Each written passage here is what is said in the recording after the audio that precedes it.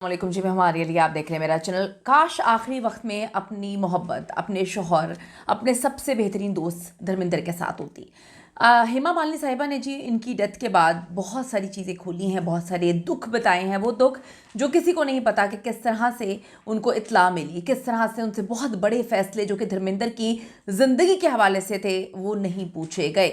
धर्मेंद्र ने आखिरी दिन बहुत तकलीफ़ में गुजारे। वो तकलीफ़ क्या हेमा मालिनी को पता थी? क्या हेमा मालिनी को ये सच पता था कि धर्मेंद्र जो है अब चंद दिनों के मेहमान है? अगर पता होता तो वो अपनी बेटी की और धर्मेंद्र की बर्थडे का प्लान मीडिया पे एक्सपोज ना करती, उनको ये ना कहती कि हम एक ग्रैंड सेलिब्रेशंस करने जा रहे हैं।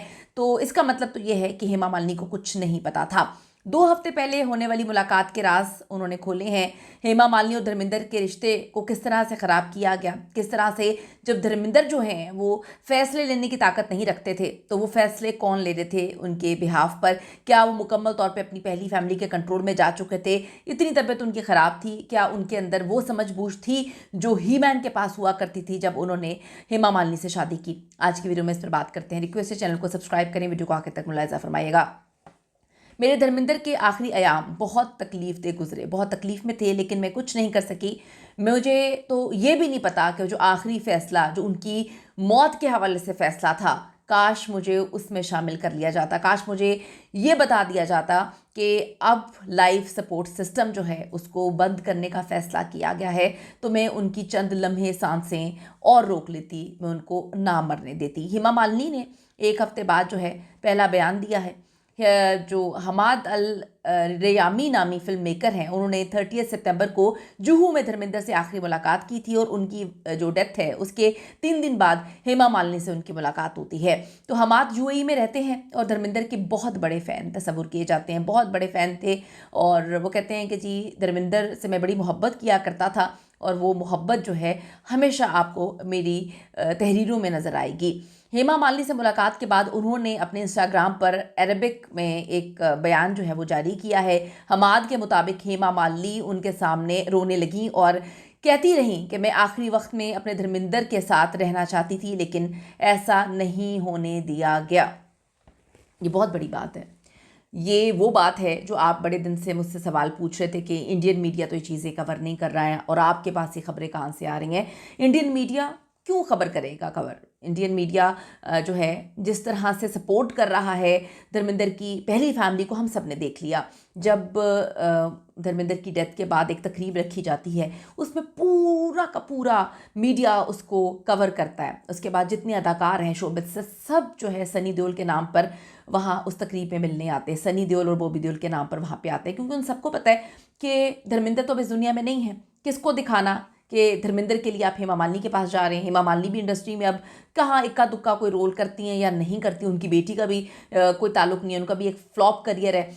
तो अब यहाँ पर करते धरते कौन है? सनी देओल हैं। सनी देओल की पूरी पीढ़ी है, आगे वाली नस्लें जो हैं वो भी फिल्मों में आ गई हैं। उनका बेटा फिल्मों में आ गया है, उनका भाई जो है वो इन्वेस्ट करता है फिल्मों में। 1000 करोड़ की इनके पास जायदाद है, नाम इनका समझा जाता है। और दूसरी हेमा मालिनी की साइड पे तो कोई बेटा भी नहीं है जो चीज़ों को लेकर आगे चले। तो इंडस्ट्री ने और जो मीडिया था उन्होंने इन दोनों घरों में से एक का इंतखाब किया। वो इंतखाब था धर्मेंद्र की पहली बीवी का इंतखाब, उनके पहले बीवी से होने वाले बच्चों का इंतखाब। ये वही पहला नंबर है जो इनके ख़ानदान में भी हमेशा रहा।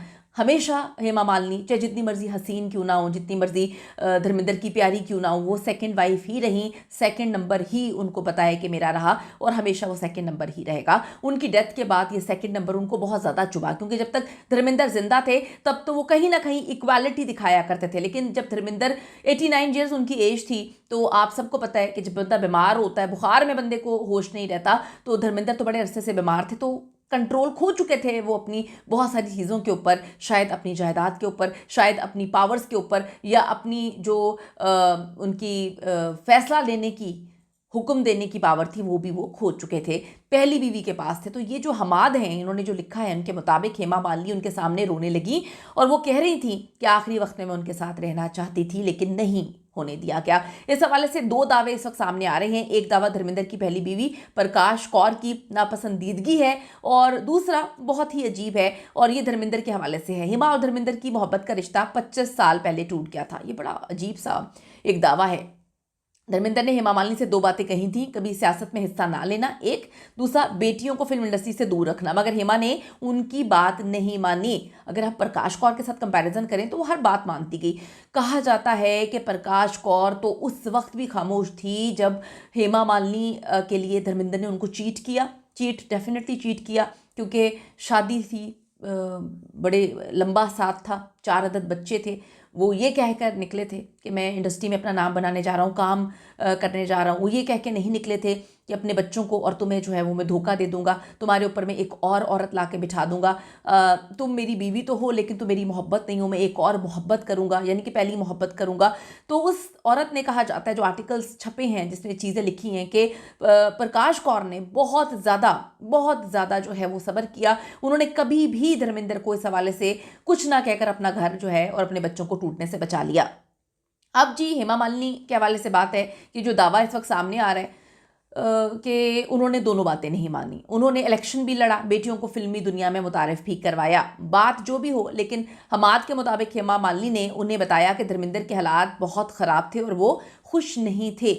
इसके बाद हेमा मालिनी ने रोते हुए बताया कि धर्मेंद्र कभी भी ऐसा जो है उनका लास्ट राइट्स हुए थे, जनाजा जिसको हम वो कहते हैं, अंतिम यात्रा, वो नहीं चाहते थे कि इस तरह से हो। ये सच है कि धर्मेंद्र की आखिरी रसूमात एक प्राइवेट फैमिली गैदरिंग जो है उसकी सूरत में हुई। जितनी दुनिया उनसे प्यार करती थी, ही मैन को पूरी दुनिया मोहब्बत करती है। और बड़ी अजीब सी बात है कि बड़ा कुछ छुपाया गया। मुझे तो खुद ये बात समझ नहीं आ रही कि जिस तरह से हमने बड़े बड़े अदाकारों के जो है उनकी लास्ट जो यात्रा होती है, कि जितने जो फैंस हैं वो आए हैं, उनको दिखाया जाता है एक बड़े खूबसूरत अंदाज में, जो है गाड़ी सजाकर एक शहनशाह की तरह जो है उनको रुखसत किया जाना चाहिए था। लेकिन बच्चों को किस बात का डर था, किस चीज़ से डर के मारे जो है पहले हॉस्पिटल से भी शिफ्ट कर दिया जाता है फार्म हाउस पे, और उसके बाद पता नहीं कौन सा डर था कि एकदम से उनके मरने की खबर भी नहीं आती, पता चलता है कि बस शमशान घाट पहुंचो, वहाँ पे जाके उनको जलाया जा रहा है।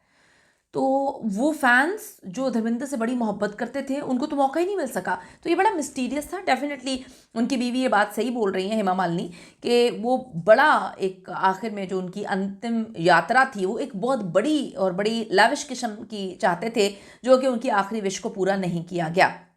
हेमा मालिनी के मुताबिक ये बड़ा अजीब था, एक सुपरस्टार ये डिज़र्व नहीं करता था। इससे हेमा मालिनी ने वाजे कर दिया कि धर्मेंद्र की आखिरी रसूमात से उनका कुछ लेना देना नहीं था, उनसे पूछा भी नहीं गया, बल्कि ये तमाम फैसला प्रकाश कौर और सनी देओल ने ही लिया। लेजेंड अदाकार धर्मेंद्र की मौत के बाद 2 खबरें भी सामने आई। धर्मेंद्र की डेथ न्यूज़ नहीं बल्कि आखिरी रसूमात की खबरें सामने आती हैं, और दूसरे नंबर पर हेमा मालिनी और बेटियों ने को बाइकआउट करवाया जाता है, या उनको निकाल के दूध में से मक्खी की तरह फेंक दिया जाता है। भाई ईशा देओल जैसे आखिरी लम्हात में भागते हुए शमशान घाट पहुंची, वो किसी से ढका छुपा नहीं है। धर्मेंद्र की डेथ के बाद उनकी 450 करोड़ की जो जायदाद है, इसकी तकसीम भी एक बहुत बड़ा मुअम्मा है। लेकिन हम ये बात करेंगे कि जो हेमा मालिनी का दुख है वो सब ने देखा, कि सारी ज़िंदगी जो छुपा रहा कि वो सेकंड थी और सेकंड ही रहेंगी, हमेशा सेकंड की तरह ही उनको ट्रीट किया गया। ये उनके मरने के बाद पता चला कि वो थी तो बीवी, लेकिन वो कहीं पर नहीं थी। अपनी कीमती राय ज़रूर दीजिएगा इस हवाले से। See you in the next video.